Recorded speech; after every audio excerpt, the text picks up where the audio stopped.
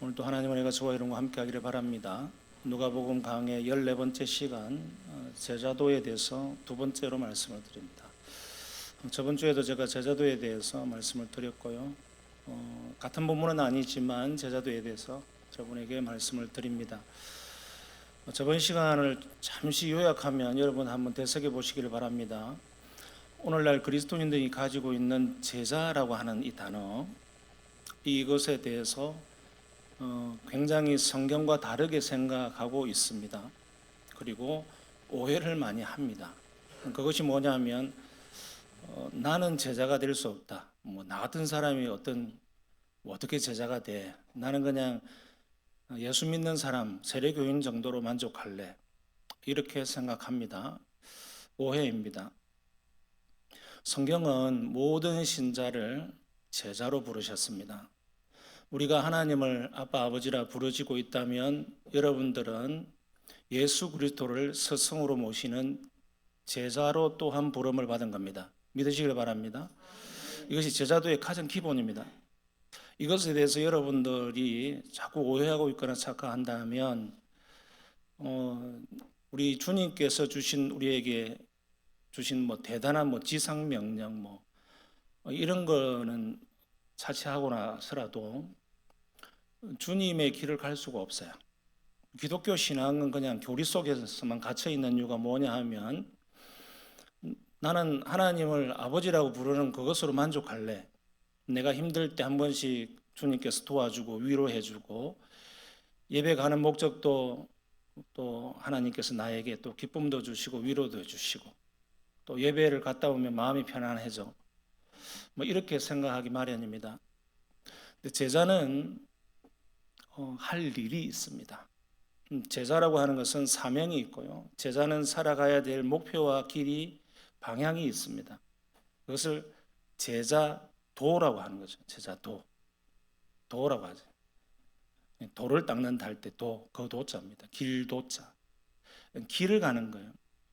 내가 길이요 진리요 생명이니 라고 하셨을 때 그 길은 천국 가는 길일 뿐만 아니라 이미 천국의 백성된 저와 여러분이 가야 될 이 땅에서의 살아갈 길도 또한 가르쳐주고 있습니다. 그것이 제자의 길입니다. 그래서 너희가 나를 따르려거든 자기를 부인하고 자기의 십자가를 지고 나를 따를 것이니라. 이게 제자도입니다. 제자도의 가장 핵심입니다. 그래서 이 제자도 두 번째 시간에 여러분 오늘 본문을 통해서 이 바탕을 통해서 여러분에게 적용을 해보면 좋겠습니다. 오늘 한 절 한 절씩 한번 쳐다보실까요? 12절 보십시다. 이때에 예수께서 기도하시러 산으로 가사. 예수님께서 기도하실 필요가 있는가? 그런 생각을 해볼 수 있습니다. 삼위 하나님이 되시고 하나님의 아들로서 이 땅에 오셨는데 굳이 왜 하나님이신 분이 또 하나님께 기도한다? 그러나 성자 예수 그리스도께서 성자 하나님이시지만 이 땅에 오셨을 때 그분은 항상 기도하셨습니다. 기도를 하신 이유가 뭘까요? 성부 아버지 하나님께 순종하는 모습을 기도를 통해서 보여줍니다. 첫 번째. 우리는 순종을 요구받습니다. 성경에서 여러 순종을 이야기하기도 하고 교회에 오면 순종하라 이렇게 이야기하죠. 그 순종의 핵심은 삼위 하나님께 대한 순종이지 계속 목사에게 순종해라 부모님께 순종해라 이것은 두 번째 이야기예요. 가장 우리의 삶 가운데 순종을 요구하고 순종을 우리에게 가르치고 있는 그 핵심 최고의 권위는 하나님이시거든요. 하나님 자신이세요. 그러니까 하나님 자신 앞에 순종하는 삶은 기도로서 자기의 순종의 삶을 증명합니다. 불순종하는 사람의 특징은 뭔가 하면 기도하지 않습니다. 기도하지 않는 사람들의 특징은 기도의 장소와 기도의 시간이 없습니다. 잘 자기에게 한번 생각해 보시길 바랍니다. 여러분에게 새벽기도 나와라 이렇게 설교할 수 있습니다. 그러나 저는 그런 류의 설교를 하지 않습니다. 그 설교가 나쁜 게 아닙니다. 여러분 새벽기도 많이 나오십시오. 우리 함께 기도합시다. 새벽이라도 기도해야지 되지요. 이렇게 설교할 수 있어요. 그러나 시간과 장소는 여러분들이 정하십시오. 오늘 우리 예수님께서 기도하러 산에 가사 밤이 새도록이라고 하셨잖아요. 그러니까 분명히 저녁쯤에 이제 낮 사역들을 다 마치시고 해가 뉘어뉘어치고 나서 밤 기도를 하셨다고 보여집니다. 예수님은 밤이나 새벽에 많이 기도하셨다고 보여집니다. 성경 여러 군데에서 그와 같이 말씀하기 때문에.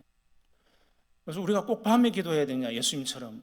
그것을 보여주는 것이 아니라 예수님께서 우리에게 기도를 알려주실 때에 산상수훈을 통해서 마태복음 5장부터 쭉 읽어보십시오.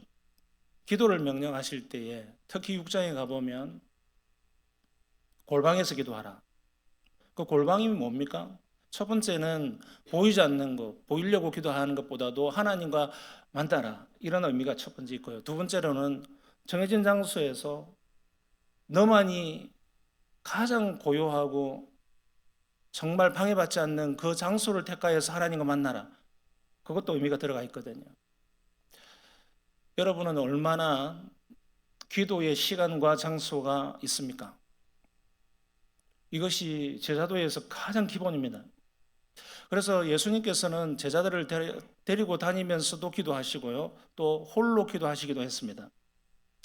그러니까 누구에게 보이기 위해서 모범적으로 스승으로서 기도하는 적도 있었지만 순수하게 하나님 아버지를 찾고 있었다는 겁니다.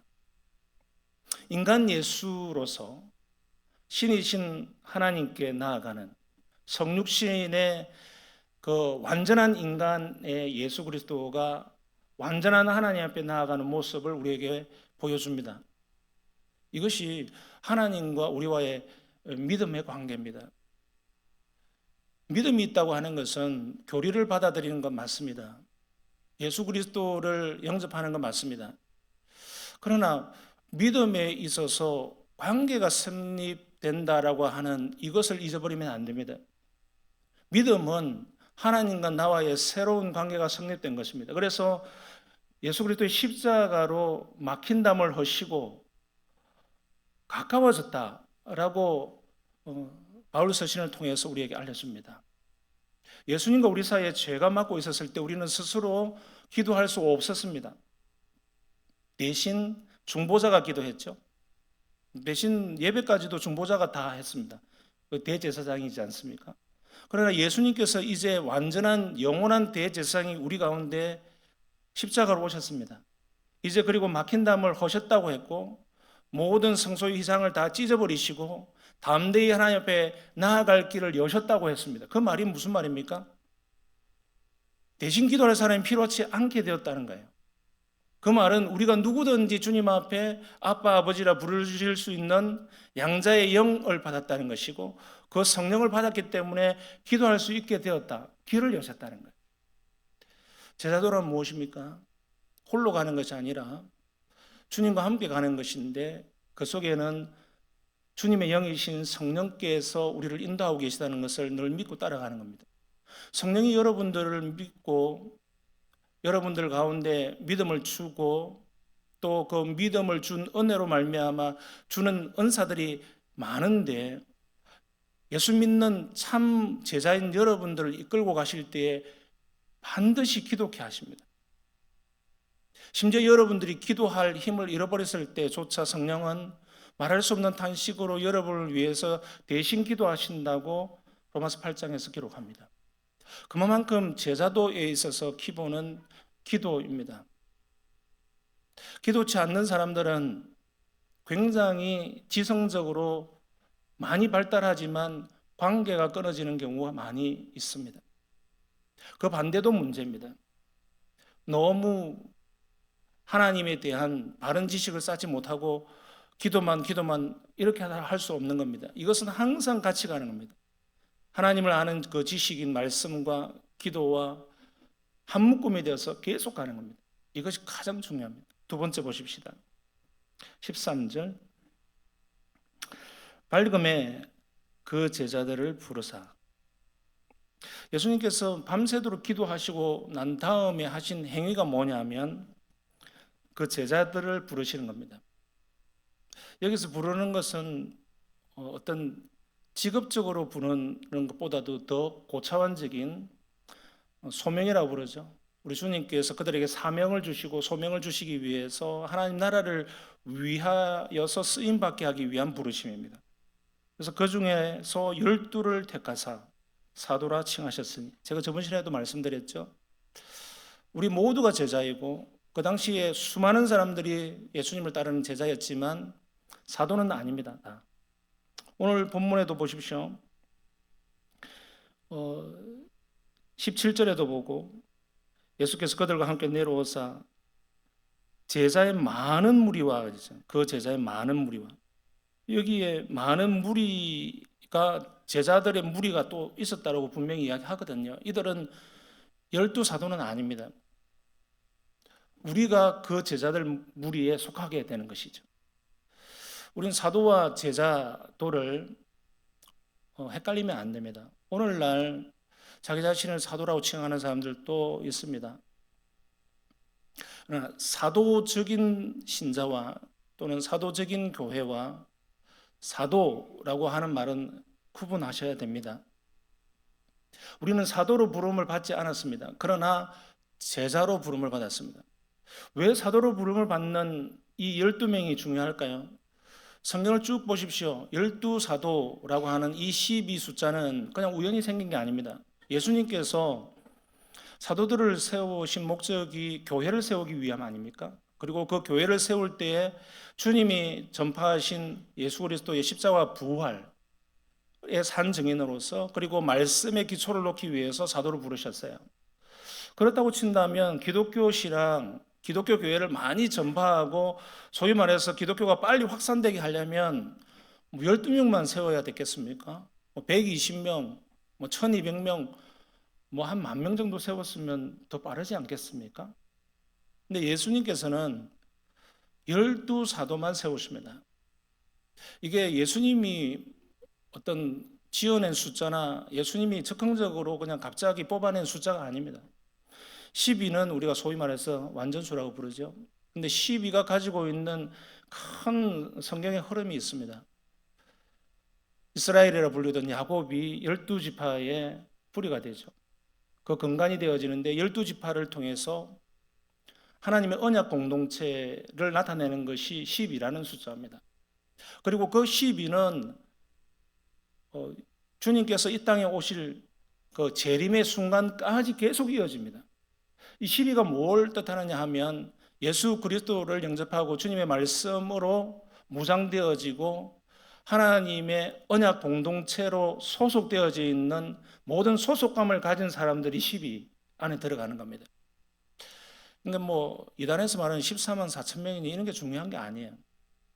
12사도의 가르침을 받은 저와 여러분, 12사도의 말씀에 뒷받침이 되어진 저와 여러분은 이미 그 언약 공동체 안에 들어가 있는 신자들이 됩니다. 그리고 그 정신과 가치를 이어받는 사도적인 삶을 살게 되어 있습니다. 우리는 제자가 뭐냐? 12제자, 12사도는 아니지만 그 12사도로부터 전수받은, 계승받은 그 하나님의 말씀을 잘 전수받아서 살아가는 것, 이것이 저와 여러분의 사명입니다. 그래서 10이라고 하는 것은 세상 끝날까지 이어지죠.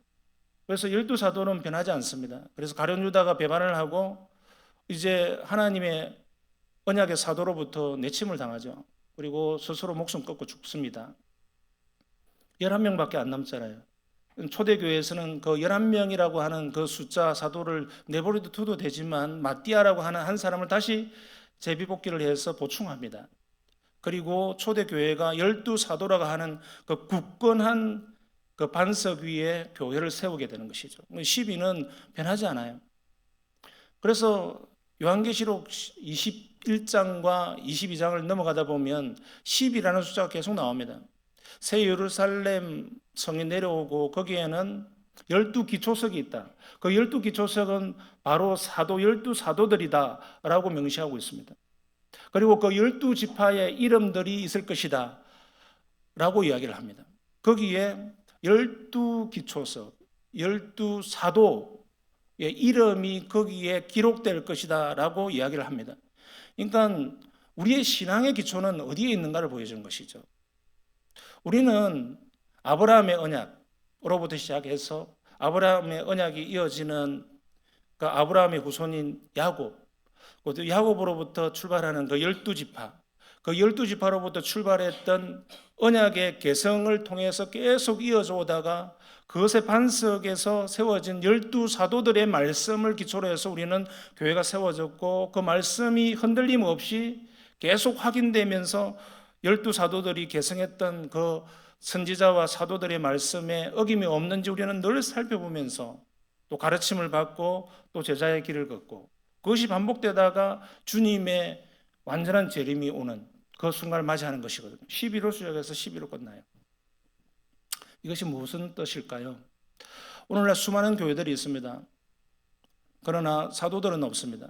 그럼에도 불구하고 저와 여러분은 에베소서 2장에서 말씀한 것처럼 사도와 선지자들 터 위에 세움을 받았느니라. 이게 무슨 말일까요? 사도와 선지자들의 터 위에 세움을 받았다. 주님의 교회는 사도들의 가르침을 받고 사도들이 정언했던 그 모든 말씀 위에 세워졌다는 거예요. 교회는 목사가 기초가 아닙니다. 여러분, 오늘날 기독교보라든지 이런 거 한번 읽어보십시오. 우리 교단 신문이라든지 매주 이렇게 교회 설립이 되었다 이렇게 하잖아요. 교회 설립 광고 이렇게 냅니다. 그러면 항상 담임 목사 누구누구 막 이렇게 적잖아요. 뭐 그렇게 적을 수밖에 없죠. 담임 목사가 누구누구라고 해서 그 사람이 교회 설립자가 아닙니다. 저도 마찬가지입니다. 제가 7년 전에 우리 교회에서 설립 예배를 드렸어요. 가을에 이 자리에서. 설립자, 교회 설립자가 김태길이 아니에요. 목사가 아니라는 이야기입니다. 그 말은 교회의 기초는 사도의 개성을 잇는 것이지 목사의 신학이나 목사가 믿는 그 어떠한 교리나 그것의 개성을 잇는 게 아닙니다. 교회의 기초는 목사의 신학이 아니라 사도의 신학입니다. 그리고 그 사도들은 12사도로부터 나오는 예수님의 가르침입니다. 그렇기 때문에 오늘날 잘못된 말씀은 그것이 무슨 신학이냐, 무슨 신학이냐, 뭐 어느 신학교에서 공부했느냐, 이것보다 더 중요한 것은 사도들의 가르침인 성경 말씀에 바로 서 있느냐, 이것이 가장 중요합니다. 그래서 주님의 교회는 사도들의 가르침 외에 가르쳐지는 것이 있으면 안 됩니다. 그리고 사도들이 가르쳤던, 정언했던 그것이 가장 핵심이자 그것이 처음이자 마지막입니다. 처음이자 마지막이 누굽니까? 바로 예수 그리스도입니다. 교회는 반드시 그리스도 중심으로 나아가야 됩니다. 여러분들이 교회에 오는 목적 가운데 여러 가지 목적들이 있을 수 있잖아요.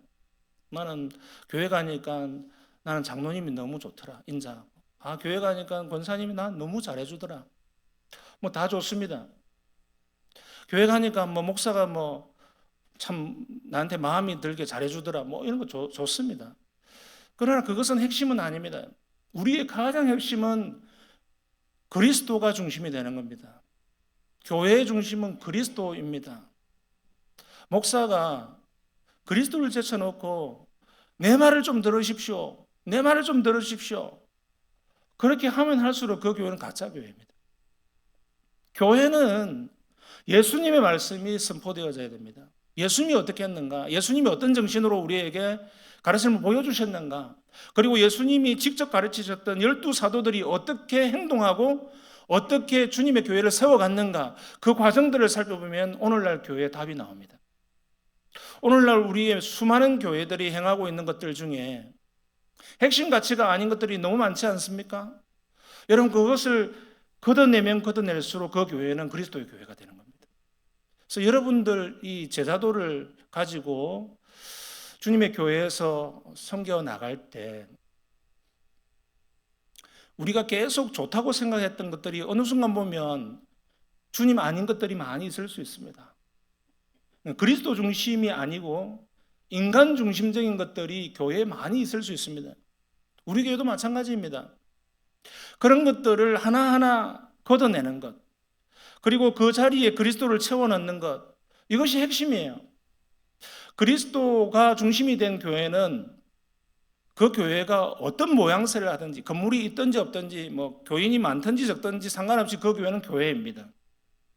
그러나 어떤 외형적인 모습을 잘 갖췄다 하더라도 그 속에 사람이 중심이 되거나 인간의 가치가 중심이 되거나 인간의 관습과 풍습이 가르쳐지고 그것이 강화되는 순간 그 교회는 그리스도가 없어집니다. 교회의 중심과 핵심은 오로지 예수 그리스도밖에 없습니다. 그래서 예수 그리스도 천번, 백번, 만번 이야기해도 그것은 바른 가르침입니다. 그러나 우리 교단이 어떻다, 우리 수신학이 어떻다, 내가 어릴 때는 이렇게 신앙했다, 예를 들 수는 있을지 몰라도 그것은 핵심은 아닙니다. 그것에 혹 잘못 빠지면 이단이 됩니다. 이단 교회들의 특징이 뭡니까? 자기들이 그냥 사도들의 이름을 갖다 붙이고 12지파 이름 갖다 붙이고 막 그래요. 대표적인 이단이 신천지 아닙니까? 거기에 막 지파 이름을 갖다 붙이고 14만 4천 명이 우리다, 우리가 참 교회다라는 말을 쓰잖아요. 거기 이단들이 쓰는 전형적인 단어들이 있어요. 우리가 참 교회다, 우리가 참 언약의 교회다, 우리가 참 사도의 교회다, 우리가 남은 자다, 이런 용어들 많이 씁니다. 자꾸 우리 교회가, 여러분, 우리 교회 전통은 모든 교회는 하나이다라고부터 출발합니다. 이것을 계획주의 신앙이세요. 통일성이라는 말을 쓰는데 모든 교회는 하나이다. 우주적 교회. 산 위에 있는 교회나 산 아래에 있는 교회나 섬에 있는 교회나 육지에 있는 교회나 하나라는 겁니다. 교회는 하나예요. 그래서 이거로부터 출발하거든요. 그렇다면 그 하나인 교회의 핵심은 누군가? 목사가 될 수 없잖아요. 교황도 될 수가 없어요. 예수 그리스도밖에 없습니다. 그래서 아주 좋은 교회의 담임 목사님도 예수 그리스도시고요, 저 위에 산등성에 있는 어느 교회도 예수 그리스도가 담임 목사세요. 목사는 위임을 받았을 수밖에 없습니다. 이게 사도들을 세우신 가장 중요한 목표입니다. 14절 보십시다. 곧 베드로라고도 이름을 주신 시몬과 12사도 이름 중에 가장 먼저 등장하는 이름이 누구입니까? 베드로입니다. 오늘날 세상을 보면 가장 앞에 있는 이름이 누굽니까? 우리나라 정부의 가장 위에, 제일 위에 올라갈 직함이 누구겠습니까? 대통령입니다. 대통령 밑에 총리 이렇게 되잖아요. 국가마다 다 의전 서열이라는 게 있습니다. 1번부터 100번까지 쫙 있잖아요. 그러니까 가족 서열 순위 위에가 제일 위에, 제일 앞에 이름이 쓰여집니다. 학교에 가도 교장 선생님 이름이 제일 위에, 그 다음에 교감 선생님 쫙 되잖아요. 군대를 가도 마찬가지. 제일 계급이 높은 사람이 제일 앞에, 제일 위에. 자리도 제일 중앙에, 제일 앞에 앉습니다. 옛날 우리 교회들, 장로교단들, 교회들 보면 장로석이 앞에 있었어요. 지금은 거의 그런 장로석이 있는 교회가 거의 없을 겁니다. 아마 장로석이 성가대 바로 앞에 있었습니다. 성가대가 앞에 서서 찬양을 하면 장로님들은 앉아서 눈을 딱 감고 있습니다. 딱 감는데 찬양이 끝나고 나서도 눈을 계속 감고 있는 분은 그냥 찬양이 너무 자장가같이 들려가지고 막 그냥 그러신 분도 계셨습니다. 제일 앞자리에 장로석이라고 하는 것을 박아 놓았습니다. 아예 아크릴판에다가 장로석, 지울 수도 없었어요. 여러분, 우리가 인간이 이름이 앞에 온다고 하는 그것은 명예라고 생각합니다. 근데 성경에서 이름을 앞에 세우는 것은 명예로 주는 것이 아니고 권세로 주는 것이 아닙니다.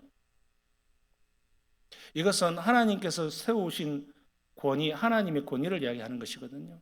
그래서 베드로가 어느 순간 하나님의 우리 예수 그리스도의 오른팔처럼 계속 이렇게 동행하는 모습을 봅니다. 그리고 예루살렘 교회도 베드로를 위시해서 이렇게 사도권이 확립되어지고 또 이방 교회가 세워질 때에도 베드로가 가서 확인을 하고 시행을 하고 그런 모습을 봅니다. 하나님께서 누군가에게 권위를 세워주신 것이거든요. 그것은 시험을 통해서 공부를 잘해서도 아니고 어떤 과정을 통해서 많은 경험을 통해서 그 사람이 인정받았기 때문에 너는 1번이야 라고 한 것이 아니란 겁니다. 교회가 바로 그런 곳입니다. 베드로는 아직 아무것도 증명한 게 없어요. 예수님께서 베드로를 부르실 때에 그의 삶을 통해서, 그의 지식을 통해서, 그의 열정이나 믿음을 통해서 예수님 앞에 증명한 게 하나도 없어요. 사람들 앞에. 그럴 때 이미 베드로를 가장 먼저 부르십니다. 시간적으로도 볼 때. 그리고 성경도 가장 먼저 그 이름을 내세웁니다. 이게 교회입니다. 베드로 그 자신을 보십시오. 바울보다 가진 게 뭐 있습니까? 사도 바울보다 학력이 더합니까? 열심히 더 있었습니까? 바울은 사울이었을 때에 자기의 이야기를 할 때 나는 히브리인 중에 히브리인이요. 가말리의 문화에서 배웠고 하나님께 누구보다도 덕심한 사람이었다. 열정도 있고 지식도 있고 인정받은 사람이다 라고 했잖아요. 그런데 사도 바울은 베드로보다 훨씬 뒤늦게 부름을 받습니다. 그리고 바울과 베드로가 하는 일이 다릅니다. 이처럼 교회는 많은 사람들이 모이지만 교회는 누구도 서열과 순서를 세울 수 없어요. 주님의 교회를 세워가는 데는 저와 여러분이 다 팔다리 역할을 다 한 몸으로 하는 겁니다. 목사는 그냥 말씀을 전하는 사람으로서 소명을 받아서 전문 교육을 받았기 때문에 여러분 앞에 서는 것이지 저의 인품과 살아온 세월이 여러분보다 낫기 때문에 서는 것이 아닙니다. 결단코 그렇습니다. 저는 설 때마다 괴롭고 힘이 듭니다. 제가 여러분보다 더 나은 것이 없는데 한 주간을 더 여러분보다 거룩해 살았다고 제가 자신할 수 없는데 말씀을 들고 서야 되니까 이것이 너무 괴로워요. 항상. 그럼에도 불구하고 우리는 주님의 교회에 들어오는 순간 다 떳떳해질 수 있는 이유가 그리스도의 십자가의 은혜로 부름을 받았기 때문입니다. 누가 누구를 평가할 수 없고 누가 누구를 더 높이거나 누구를 향해서 폄하할 수 없다는 겁니다. 교회는 모두가 공평하고 평등합니다. 얼굴 색깔도 여러분의 집안도 학력도 배경도 나이도 남녀 노소 빈부 귀천 다 묻지 마십시오. 주님의 교회 안에서 오는 순간 예수 그리스도가 머리가 되시고 저와 여러분은 다 몸입니다. 하나가 된다는 것입니다. 그러므로 교회 안에서 여러분들이 주눅들 필요도 없고 여러분이 어떤 직분을 가졌다고 해서 어떤 장자리를 만났다고 해서 어서될 필요도 없습니다. 그래서 우리 교회는 부장이라는 단어가 없습니다. 직책이 없어요. 그냥 성김장입니다. 무조건 발을 씻고 엎드리십시오. 성김장이 되신 분들. 직분자가 그런 것입니다. 15절 계속 나오죠. 16절까지 14절에서 16절까지 쭉 사도들의 이름이 나옵니다. 맨 마지막 가룟 유다가 나오죠. 그리고 그 가룟 유다는 사도로 부름을 받았지만 영원한 사도권을 가지지 못했습니다. 17절 예수께서 그들과 함께 내려오사 평지에 서시니 그 제자의 많은 무리와 그 제자의 많은 무리 가운데 저와 여러분이 속합니다. 사도는 아니지만 사도적인 삶을 살아야 되는 제자들입니다. 그들은 무엇을 했습니까? 예수의 말씀도 듣고. 제자는 하나님의 말씀을 듣는 사람입니다. 하나님의 말씀을 듣는 사람이 제자여야 합니다. 하나님의 말씀이 무엇입니까? 하나님의 말씀은 글자도 아니고 교리도 아니고 신학도 아니고 지식, 정보도 아닙니다. 오늘날 우리의 믿음이 자라지 않는 이유가 뭘까요? 성경의 말씀을 하나님의 인격적인 살아있는 입술로 나오는 음성이나 메시지로 듣지 아니하고 정보로 받아들이기 때문입니다.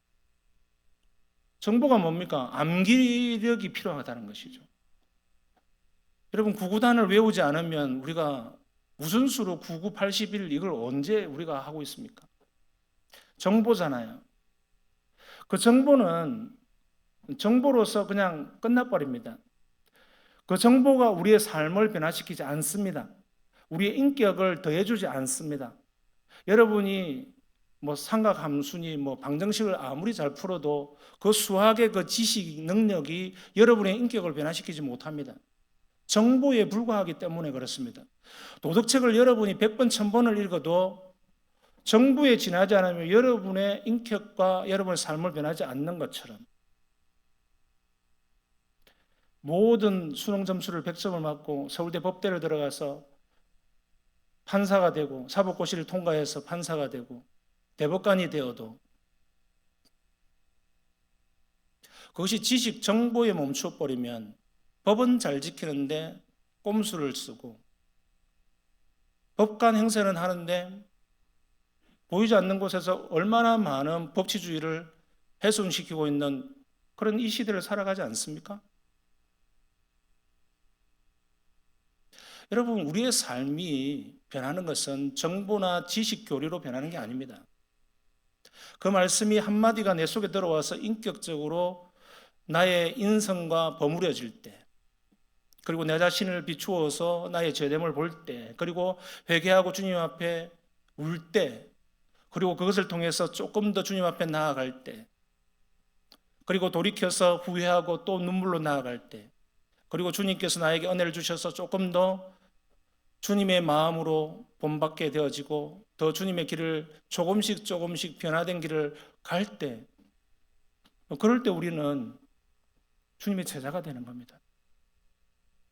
목사가 되어도 인격이 못됐고 정말 자기밖에 모르고 자기 가정밖에 모르고 자기 자식밖에 모르고 그런 사람이 앞에 설교단에 섰다고 해보십시오. 여러분 그 설교가 들리겠습니까?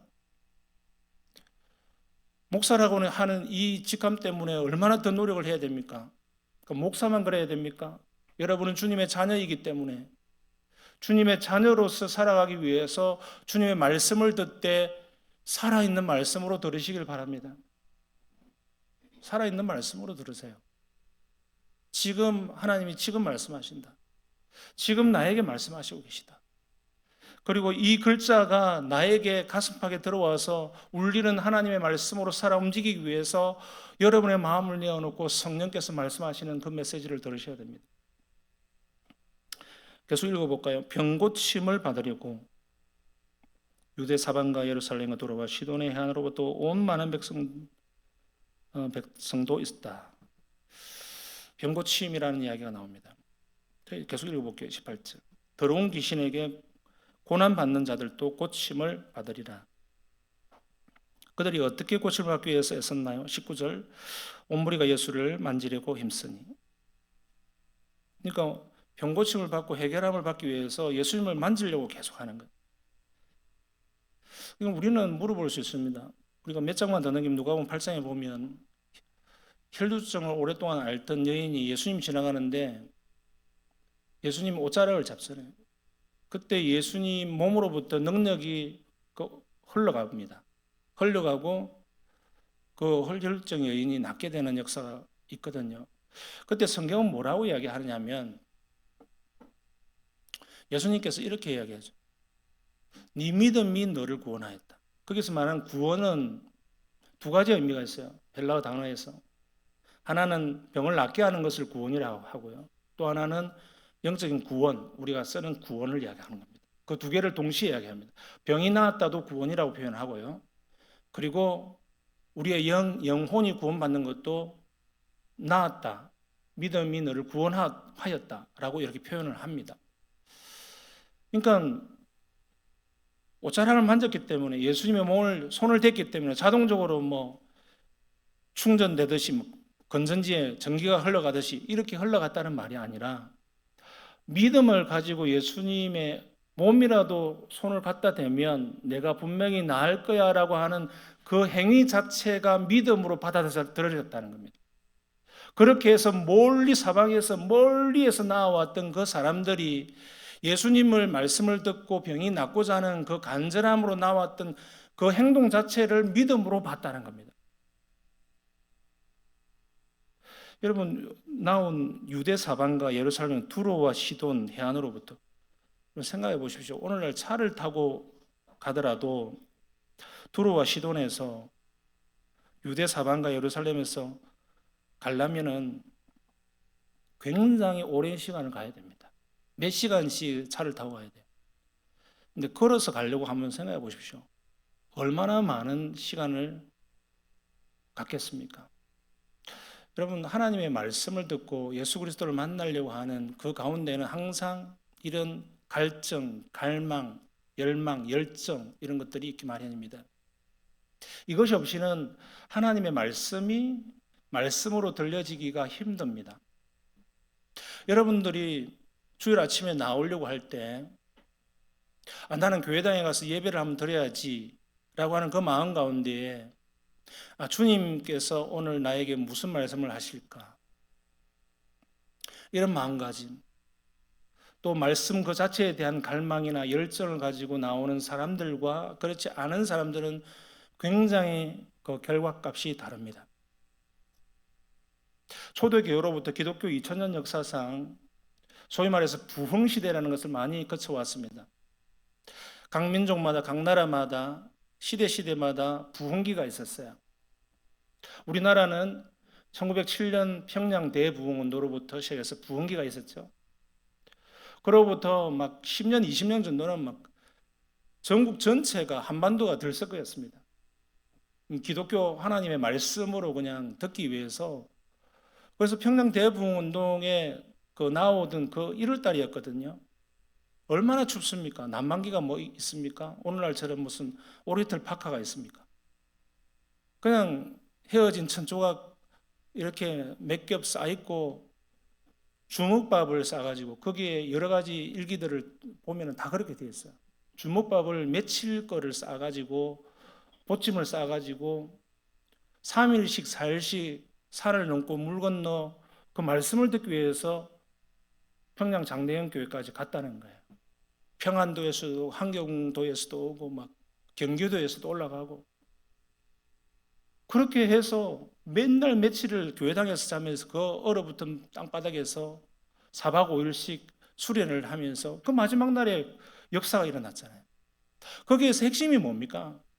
하나님께서 하나님의 카이로스의 시간, 하나님의 택하신 정하신 시간대에 그 일들이 일어났습니다. 그러나 하나님이 그 일들을 일으킬 때에 그 나온 그 모든 청중들, 회중들은 생업을 정말 잠시 밀어놓고 말씀을 듣기 위해서 노력하고 갈망을 가지고 그렇게까지 정말 어쩌면 가다가 얼어 죽을 수도 있는 죽음을 불사하고 나왔던 그것을 믿음으로 봤다고 생각합니다. 그런데 그 일들이 우리나라에만 있었느냐? 세계 방방곳곳에 다 있었어요. 유럽에서도 유럽 부흥운동, 그 다음에 북아메리카, 미국 대부흥운동, 그 다음에 인도, 똑같아요. 형태가 다 똑같습니다. 그럴 때 멀리서 그 말씀을 듣기 위해서 말을 타고, 미국 서부 시대에는 막 말을 타고 그냥 맨날 며칠을 가가지고 말씀을 듣고, 그러면서 거기서 은혜가 터지고 거기에서 말씀이 그냥 능력 있게 임하고 불같이 임하고 세례받는 사람이 나타나고. 근데 오늘날 사무 참 우리가 상상하기 힘든 모습 아닙니까? 오늘날 다 자가용 타고 가거든요. 그리고 가까이 교회가 워낙 많기 때문에 그냥 걸어서 와서 예배드리면 그만입니다. 편한 시대에 편한 예배와 편한 말씀을 듣습니다. 그마저도 싫으면 집안에 그냥 앉아가지고 유튜브 틀어놓고 뭐 말씀 듣고 나는 예배 드렸다 그렇게 합니다. 도무지 수십 년 우리의 선배들, 100년 전에 부흥기가 일어났던 그 우리의 신앙의 선배들이 행했던 그 열정이나 열망이나 그 순수함들은 어디 갔냐라는 것이죠. 최소한 내가 시간을 내고 발이 부르트고 먹는 건 못 먹고 자는 거 잘 못 자면서 내가 말씀을 들으려고 했던 그 열정과 순수함들이 오늘날에는 우리의 안락함과 과학기술 문명이 주는 이 사회복지와 시스템과 이 모든 문명의 혜택으로부터 편안해졌기는 했는데 우리의 갈망과 열정은 같이 그 편안함과 함께 다 사라져버린 것 같아요. 어디로 갔냐는 것이죠. 에어컨 바람만 좀 안 나도 이 교회는 왜 이리 더워 뭐 이렇게 하고 막 짜증이 나고 그렇지 않습니까? 추우면 춥다고 왜 난방기가 약해? 말씀에 집중을 못합니다. 집중할 수 없는 시대가 아니라 그 마음속에 있는 그 영이 거의 죽어 있는지 살아 있는지 모르기 때문에 하나님에 대한 말씀에 대한 갈망과 열망과 그 순수함이 없어졌기 때문에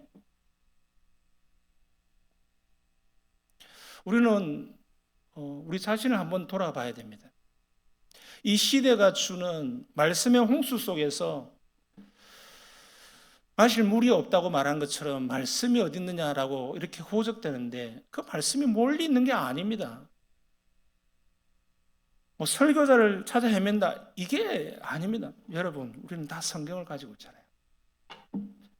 설교자가 성경 없이 말씀을 전할 수 있습니까?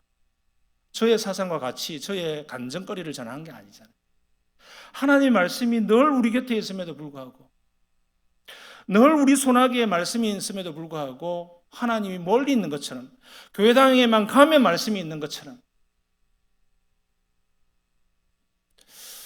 우리의 말씀을 향한 갈망과 기대가 조금 더 순수해져야 됩니다. 되찾았고 회복되어져야 합니다.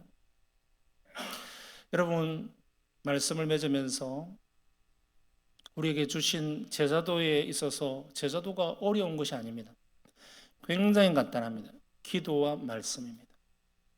기도로 시작해서 말씀으로 끝나잖아요. 오늘 본문이 예수님의 기도와 예수님의 말씀, 이거밖에 없어요. 이것이 기본이 되지 아니하면, 그것에 대한 순수한 열망과 갈망을 잊어버리면 저와 여러분은 제자도의 길을 가를 수가 없습니다. 회복하십시다. 그것만이 길입니다. 그렇게 사십시다.